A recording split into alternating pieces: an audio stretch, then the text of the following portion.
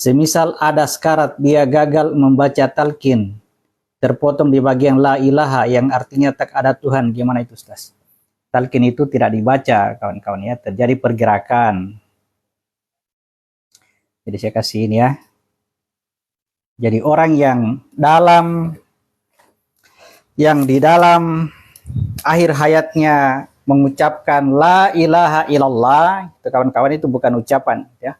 Bukan diucap dengan lisan. La ilaha illallah itu terjadi pergerakan dari sini, dari wilayah bersuku-suku berbangsa-bangsa, lalu kemudian mengecil dari sini tinggal 12 suku bangsa, wilayah jiwa, naik lagi ke wilayah ruh, ada 2, naik ke wilayah ini tinggal 1. Itu bilang la ilaha illallah. Jadi orang yang mengucapkan la ilaha illallah terjadi pergerakan dari wilayah kalbunya yang paling ujung, dari wilayah barat ya, terbit matahari dari barat ya, ini pergerakannya sampai naik ke titik terakhir. Itulah orang yang meninggal dengan ucapan la ilaha illallah. Nah, ada juga bahasanya orang yang meninggal dalam keadaan sujud. Benar, di sini juga titiknya. Orang yang meninggal dalam keadaan sholat, di sini titiknya. Terjadi pergerakan dan dia berhenti di sini. Itu meninggal dalam keadaan sholat. Meninggal dalam keadaan berada di masjid. Nah, di sini juga. Meninggal dalam masjid ya. Kemudian meninggal pada hari Jumat. Nah, di sini juga tempatnya.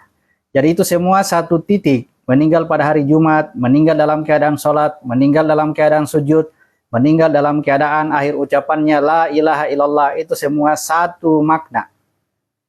Ya. Jadi bukan berusaha diucapkan, ya, bukan berusaha diucapkan. Adapun yang disebut dengan perkataannya tidak sampai, ketika pergerakannya itu, ya, ini semua titik-titik keluar ini, ya, titik-titik keluarnya. Ada yang hanya berhenti pada wilayah dada, ada berhenti pada wilayah mulut, ya. Kalau berhenti di sini sudah lumayan ini ya. Berhenti di wilayah atas ini sudah lumayan ini, wilayah ruh. Kalau berhenti di wilayah bawah ini, ya inilah yang saya bahasakan kecelakaan. Tetapi ini bukan ukuran bagi orang lain, kawan-kawan ya. Yang terjadi pada orang lain, ya, kita doakan agar dia mendapatkan ampunan dari Tuhan. Kalau dia mendapatkan ampunan, berarti perjalanannya berakhir sampai ke wilayah atas. Orang-orang mendapatkan ampunan.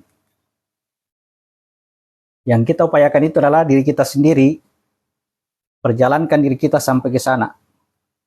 Ya. Latihannya sehari-hari dengan cara mendirikan sholat tadi. Mendirikan sholat itu memperjalankan diri kita pada wilayah jasad kita ini.